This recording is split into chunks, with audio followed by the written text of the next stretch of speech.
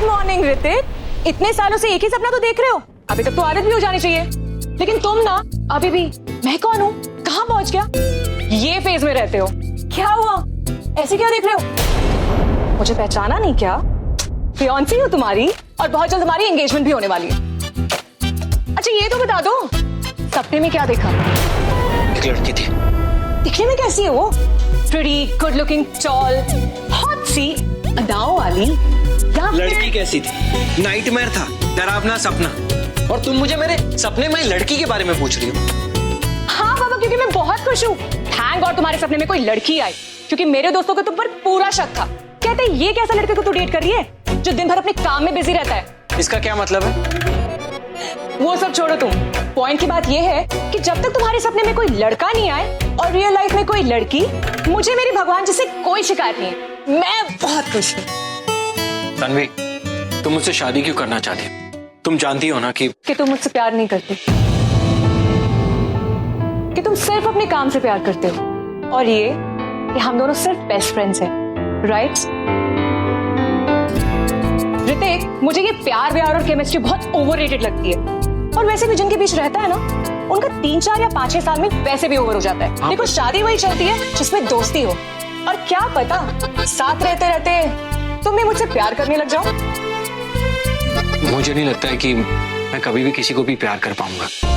मेरे लिए प्यार कभी इंपॉर्टेंट रहा ही नहीं है। मैं प्यार में विश्वास ही नहीं करता। हाँ, एक डील जरूर कर सकता हूँ कि तुम्हारे साथ हमेशा ऑनेस्ट और लॉयल रहूंगा। डील मंजूर है। अब चलें, क्योंकि पूजा के लिए हम ऑलरेडी लेट हो गए हैं। तुम जाओ, मैं काम करके आता हूँ। अरे कितने ड्राई हो तुम, तुम्हें प्यार नहीं करना, पूजा नहीं कर सकते, तो गॉड से तुम्हें एंगेजमेंट तो करनी है ना, तो जल्दी से चलो, क्योंकि पूजा के बाद हमें पंचनेर के लिए निकलना है, और वहां लेट हुए ना तो तुम्हारी फैमिली हमसे अपसेट हो जाएगी।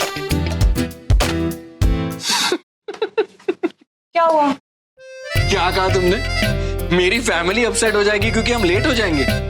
तुम इतने सालों में ना सिर्फ मुझे जान पाई हो, मेरे फैमिली को नहीं। मेरी फैमिली कभी लेट हो ही नहीं सकती, क्योंकि मेरी फैमिली ही सबसे ज्यादा लेट होती है। बाकियों के घर में मम्मियों के वजह से लेट होता है, लेकिन मेरे घर में मेरे यंग और रेस्टलेस डैड की वजह से 4:30 निकल आए, डेढ़ और आ जाए बस।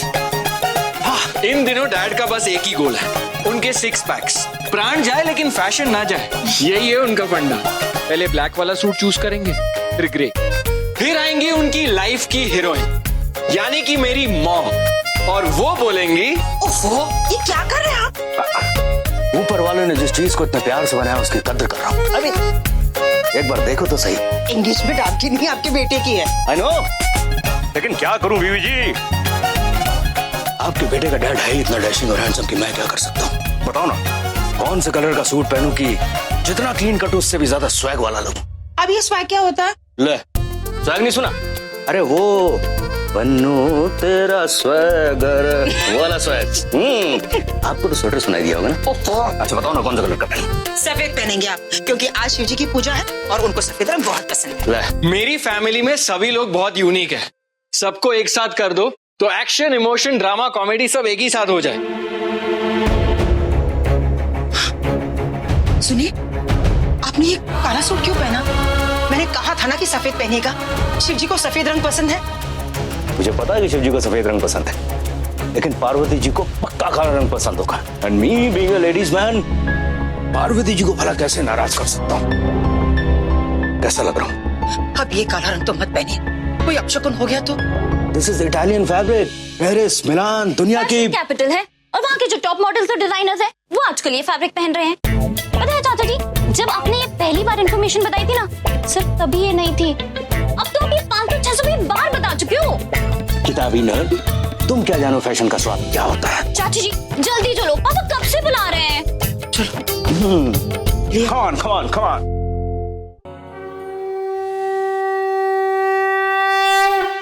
आपका बेटा कहाँ है जिसके लिए पूजा रखी है? दिखाई नहीं दे रहा। बेटा यहाँ है, ठीक प्रसाद के टाइम पे। ये लीजिए पंडित जी।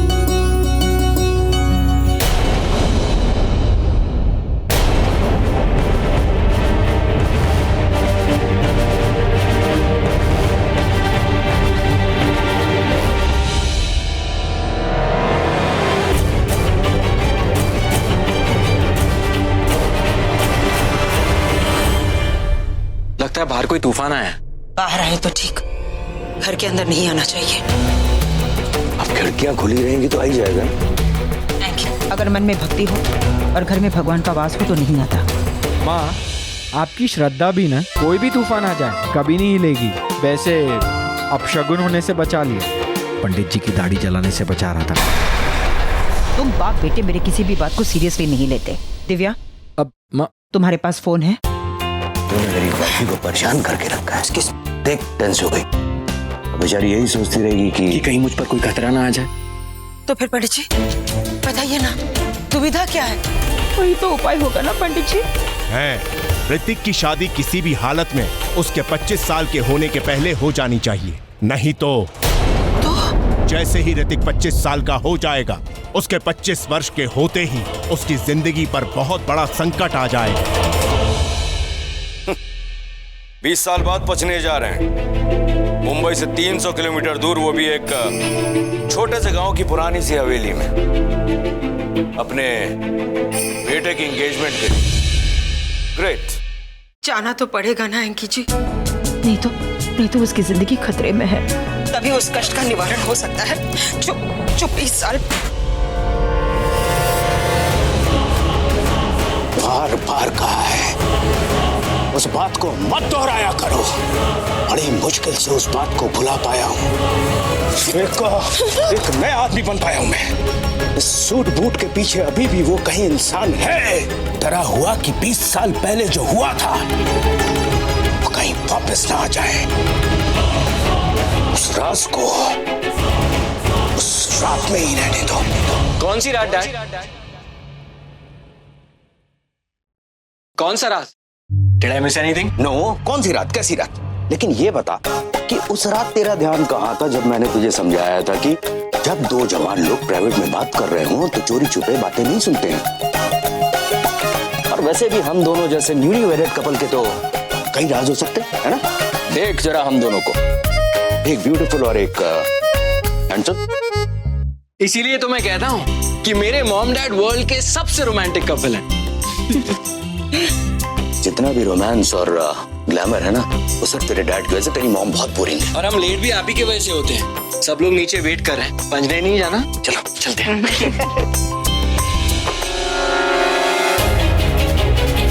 किसी भी तरह शिवरात्रि खत्म होने से पहले हमें पंचनेर पहुंचना होगा, हमारी पुश्तैनी हवेली।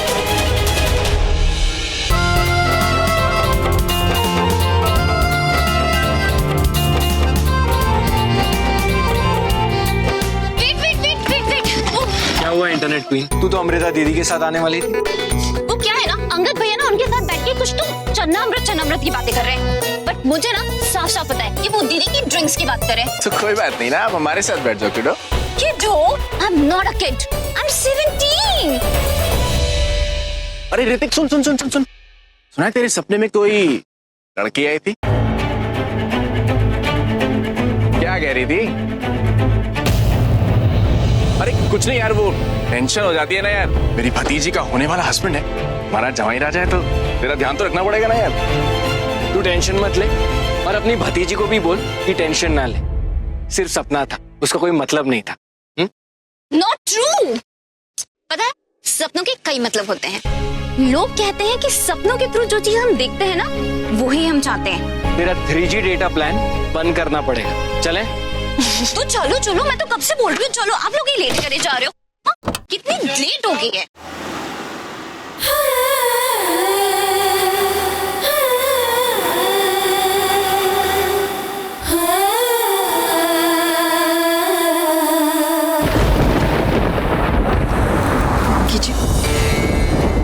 गाँव में एंट्री लेने से पहले बाहर वाला जो मंदिर है ना, वहाँ माथा टेक लें, क्योंकि आज पूजा के बाद जो तूफान आया है तब से मुझे वहम लगने लगा है। यामिनी भाभी, मुझे तो ऐसा लगता है वहम करना आपकी हॉबी शॉबी हो गई है। काम्या बिल्कुल ठीक कह रही है यामिनी जी, आपको वाकई थोड़ा रिलैक्स करने की जरूरत है। अरे आज तो वैसे भी लकी डे भाई, हमारे बेटे की एंगेजमेंट, और वो भी आपकी पर्सनल चॉइस की जगह पे। हाँ, पंचनेर।